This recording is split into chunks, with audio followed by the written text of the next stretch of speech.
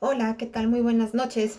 Bienvenidos a la clase de filosofía donde vamos a platicar el día de hoy de René o Renato Descartes. Eh, ¿Quién fue o cómo vamos a abordar a Renato Descartes? Bueno, lo vamos a abordar como ese hombre que creó un método para evitar el error. Nos suena un poco raro porque pues podemos pensar que el error existe. Sin embargo, René Descartes se preocupó por evitar esto lo más que se pudiera. Y vamos a ver cómo es que lo logró. ¿Dónde nace y cuándo nace Renato Descartes? Renato Descartes nace en Francia en 1596. ¿Ok? Como siempre trato de hacerlo en mis clases, me gusta ponerlos en contexto. ¿Por qué? Porque para poder entender el pensamiento de una persona, también nosotros tenemos que entender qué es lo que estaba pasando a su alrededor para que tuviera cierto tipo de pensamientos. Ajá. Entonces, fíjense, René Descartes nace mmm, como heredero de una serie de cambios que habían ocurrido en Europa desde el siglo XIV, el siglo XV y el siglo XVI. Él nace en 1569, nace a fines del siglo XVI, ¿ok? Pero entonces, ¿cuáles son todos estos conocimientos o todos estos cambios que fueron ocurriendo desde el siglo XIV y de los cuales Renato Descartes se ve influenciado? Bueno, el primero, fíjense, el hombre ya no era el fin último de la creación. Ujú. Es decir, si bien es cierto, todavía no venían teorías de la evolución, como por ejemplo con Carlos Darwin, ¿no? Pero ya no se veía al hombre como lo último y la máxima creación divina. Ujú. Número dos, las ideas de la teoría geocéntrica van para abajo. Ajá. Recordemos que durante muchos siglos se pensó que la Tierra, ajá, era el centro del universo y que alrededor de nosotros pues, giraba el Sol y giraban otros astros. De repente llegan Nicolás Copérnico y llega Galileo Galilei y resulta que va para abajo la teoría geocéntrica y entonces postulan la teoría heliocéntrica, donde el Sol es el centro y alrededor del Sol es que gira los planetas y entre ellos, bueno, la Tierra. Ajá. Por otro lado, también el debilitamiento de la iglesia. Ya la iglesia católica había perdido cierta fuerza. Es cierto, la iglesia católica a la fecha tiene mucha fuerza, pero ya no tenía para este momento la fuerza y la influencia que tenía en el pensamiento y el comportamiento de las personas. Ujú. Y por último, el descubrimiento de nuevas tierras. Es decir, los europeos empiezan a hacer sus expediciones, navegaciones y entre otras tierras descubren América. Ajá. Entonces, fíjense, como heredero de todo esto, nace Renato Descartes. Renato Descartes, como muchos otros filósofos, fíjense que se educó con los jesuitas. Ajá. Y pues bueno, al educarse con jesuitas, tuvo acceso pues, al pensamiento de Aristóteles y al pensamiento de San Agustín, que nosotros ya lo hemos revisado. Pero el cuate se aburrió, o sea, no le gustó y entonces empezó él a indagar por su cuenta. Ajá. En este momento, René Descartes se traslada a Holanda. ¿Por qué Holanda? Fíjense que en este tiempo Holanda era así como, wow, el paraíso de, pues, del conocimiento, o más que del conocimiento, de la libertad de expresión.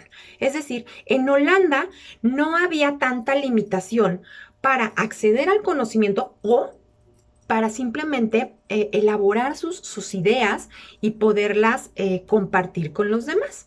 Entonces, es precisamente en Holanda donde Renato Descartes va a, eh, va a escribir dos de sus obras más importantes, que son las que vamos a abordar en esta clase, ¿sí?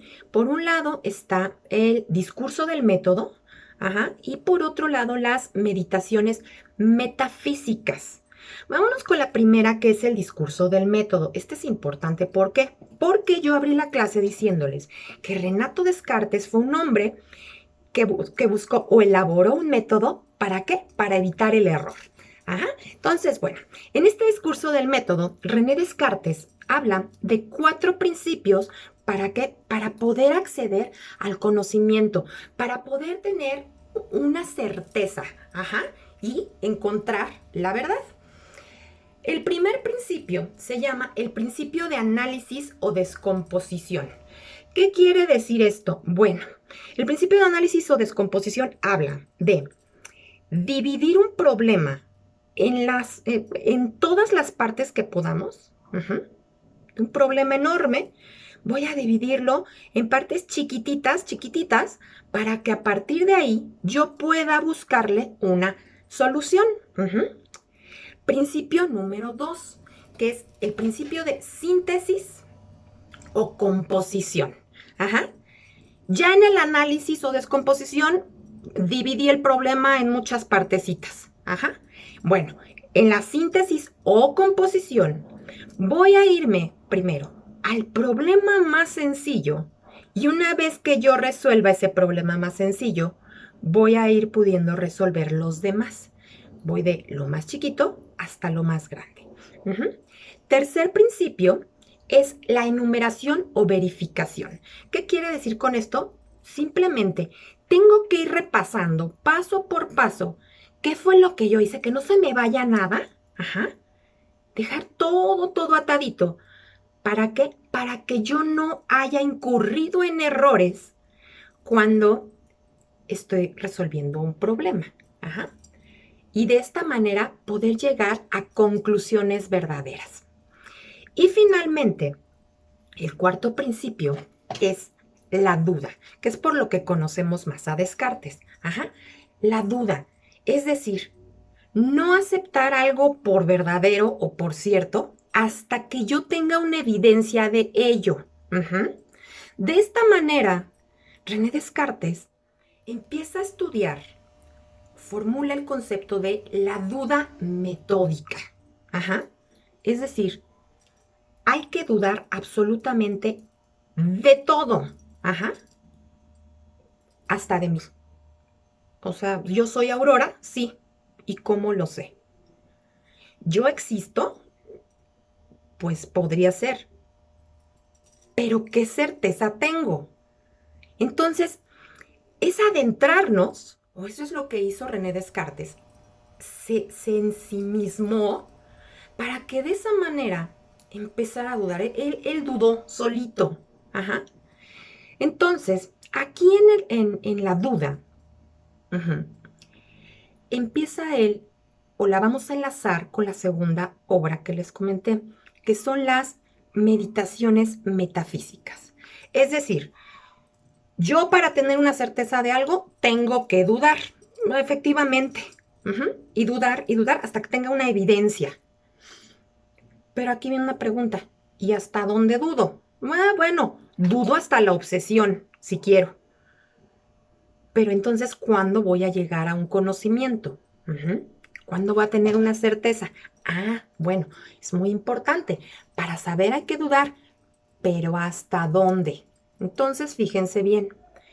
Aquí él en las meditaciones metafísicas habla que para dudar hay que vaciarnos de todos los conocimientos que nosotros traigamos ya arraigados. O sea, empiezo desde cero. Esto obviamente es difícil. ¿Por qué? Porque nos tenemos que deshacer de esa parte del ego en donde nosotros pensamos que todos los conocimientos que yo traigo en mis creencias son ciertos, pues me han servido, ¿no? Y deshacernos de eso es difícil. Pero para empezar a dudar, tengo que vaciarme y empezar desde cero. ¿Por qué? Porque René Descartes dice, ¿hasta dónde puedo confiar incluso de mis sentidos? Y él empieza a dudar de los sentidos.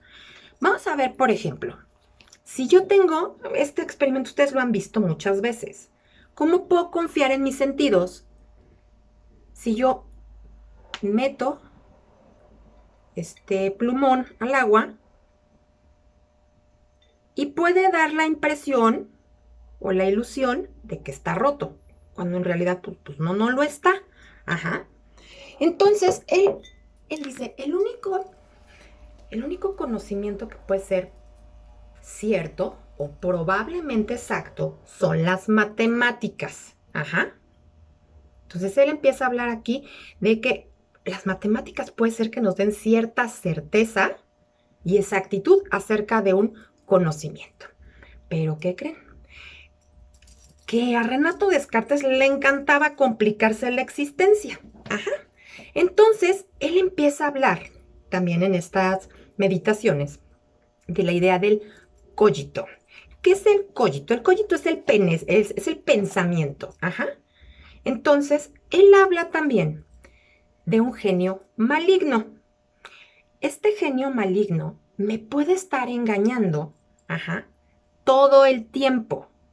Incluso me puede engañar en cuestiones matemáticas. Yo sé que 2 más 2 es 4, pero ¿y si ese genio maligno me está engañando y resulta que 2 más 2 no es 4, sino 5?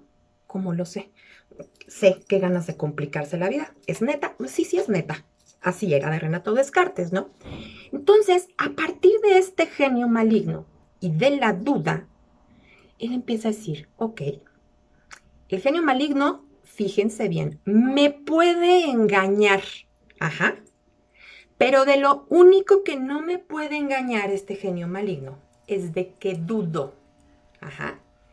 De lo único de lo que yo puedo estar seguro es de que dudo, de dudar. Por tanto, si dudo, pienso. Y si pienso, existo. Ajá. A partir de este cogito ergo sum, es que René Descartes va a hablar de un dualismo cartesiano. Es decir, por un lado va a hablar del cuerpo, ajá, y por otro lado va a hablar del espíritu como pensamiento, ajá. Igualmente aborda el tema de Dios. Ajá. Para abordar el tema de Dios, René Descartes habla de 3 tipos de ideas. Las ideas innatas, las ideas adventicias y las ideas facticias. ¿Cuáles son? Bueno, las ideas innatas son las que ya traigo. Algo me las dio. Nací con ellas. No las aprendí. Las ideas adventicias son las que adquirí de la fuera, es decir, a través de mis experiencias, yo voy adquiriendo cierto conocimiento y voy elaborando ciertas ideas. Y las ideas facticias son las que simplemente imagino, creo e invento. No sé, por ejemplo, una mesa con alas y que vuele. No sé. O las sirenas, los centauros, ¿sale? Esas son las ideas facticias. Entonces, fíjense bien, ¿por qué aborda estas ideas para comprobar la existencia de Dios? Bueno, porque él dice que la idea de Dios es de perfección e infinitud. Ajá. Entonces, si yo, ser humano, yo Aurora, que soy un ser imperfecto y soy un ser finito, me voy a morir. Ajá. ¿Cómo es posible que tenga yo un concepto o una idea de Dios cuando esa idea de Dios es de perfección y de que es infinito? Algo o alguien tuvo que haber puesto en mí esas ideas para que yo ya las traiga. Y ese algo es Dios. Ajá. Por tanto, yo no puedo existir si no existe Dios. ¿Sale? Por otro lado, René Descartes habla de que Dios es bueno y Dios no engaña. Es decir, Dios es superior a ese genio maligno. Aquí, si queremos ser más malignos, podría decir, y si el genio me engaña, el genio maligno me engaña de que soy bueno, pero bueno, ahí ustedes vayan pensándolo para poder discutirlo más adelante. Entonces, bueno, pero René Descartes dice, Dios es bueno y Dios no engaña. Ajá. Sin embargo, ¿qué creen? Pues hay errores. Ajá. ¿Y cuál es o cómo empieza a conceptualizar el error? ¿Dónde está el error? Bueno, Descartes hablaba de dos conceptos. Uno, el pensamiento y la voluntad. Ajá. El pensamiento es finito, es decir, es limitado, pero la voluntad no. Entonces, ¿dónde ocurre el error? El error ocurre cuando la voluntad rebasa esos límites del pensamiento y me hace tener prejuicios, juzgar antes de verificar, juzgar antes de que mi pensamiento, mi cogito, pueda dudar. Entonces, en ese momento ocurre el error. Aún así, Dios es perfecto. No es culpa de Dios el error. La culpa del error es cuando la voluntad quiere ir más rápido de lo que mi cogito o mi pensamiento pudo ir. ¿Ok? Entonces, fíjense, Dios es la garantía del conocimiento y al cual voy a acceder cuando yo dudo.